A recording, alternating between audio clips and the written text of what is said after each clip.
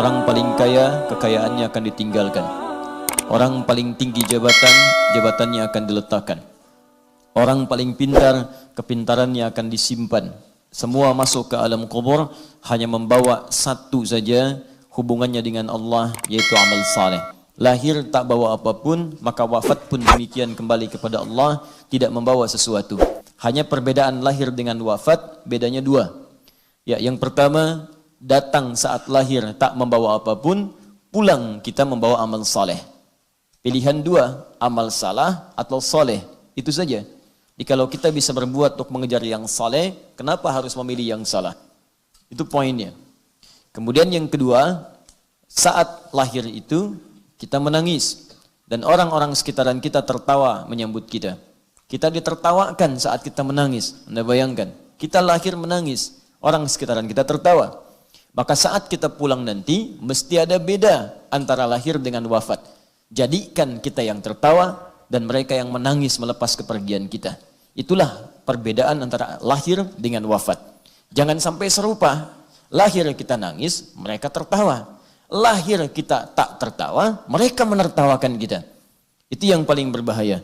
Karena itu bertakwalah kepada Allah Subhanahu wa taala, selalu belajar dari setiap kehidupan, baik yang hidup atau yang wafat, untuk memetik amal soleh dari perbuatan itu. Itu yang dimaksud Quran surah ke-67 Al-Mulk ayat yang kedua itu. Itu yang dibacakan oleh kita setiap akan tidur, supaya dengan manfaat ayat-ayat itu kita pelajari di dunia, membawa cahaya saat kita kembali ke alam akhirat melalui alam kubur kita. Huwallazi khalaqal mauta wal haya liyabluwakum ayyukum ahsanu amala.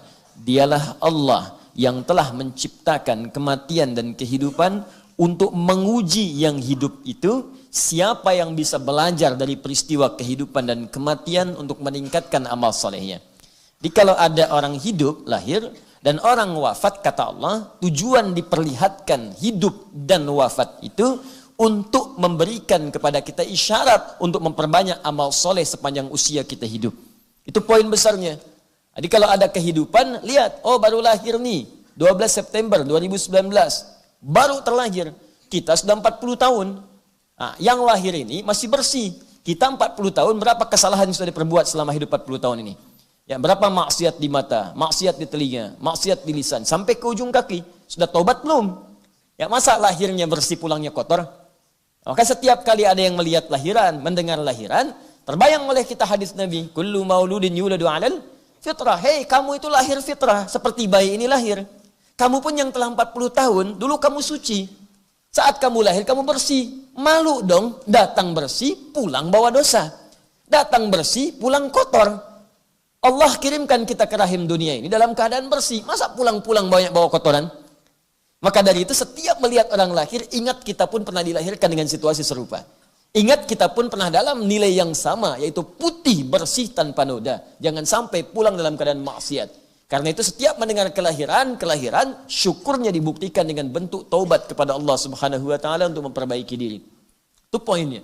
Yang kedua, diperlihatkan orang wafat, diperlihatkan, diperdengarkan, ya, tampak kemudian dalam berita, di media sosialnya, ya, dalam elektroniknya, terlihat, terdengar, nampak. Apa hikmah semuanya itu? Liyabluwakum ayyukum ahsanu amala. Lihat siapa yang wafat. Ketika dia meninggalkan banyak karya, banyak amal-amal kebaikan, maka pantulkan itu ke dalam kehidupan kita. Kalau saya pulang nanti bagaimana?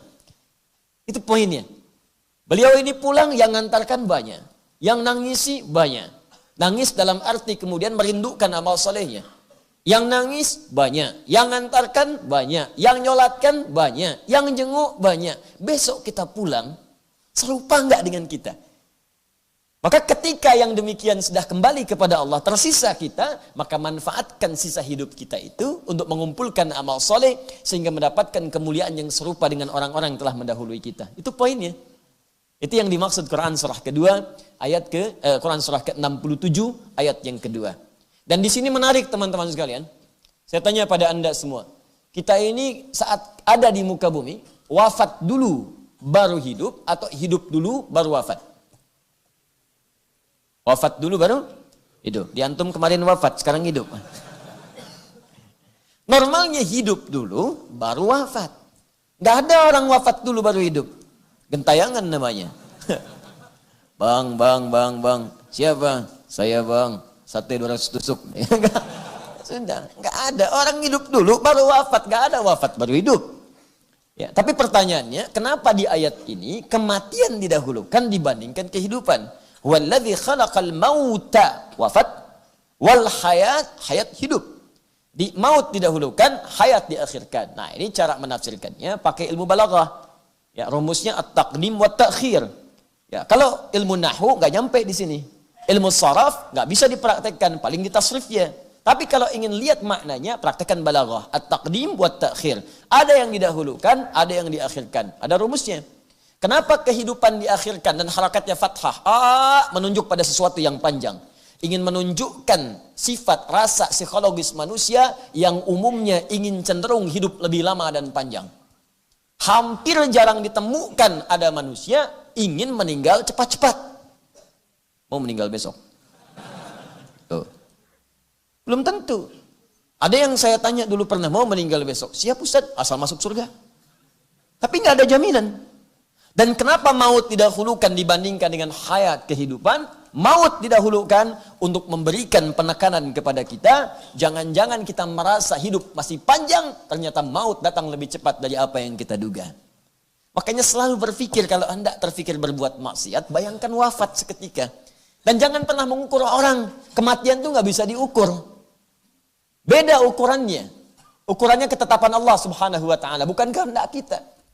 Ustaz tuh usianya kayaknya udah mendekati bau tanah tuh, ya. Nah, dia bau tanah, ente bau kuburan, ya. Kita nggak tahu siapa yang duluan.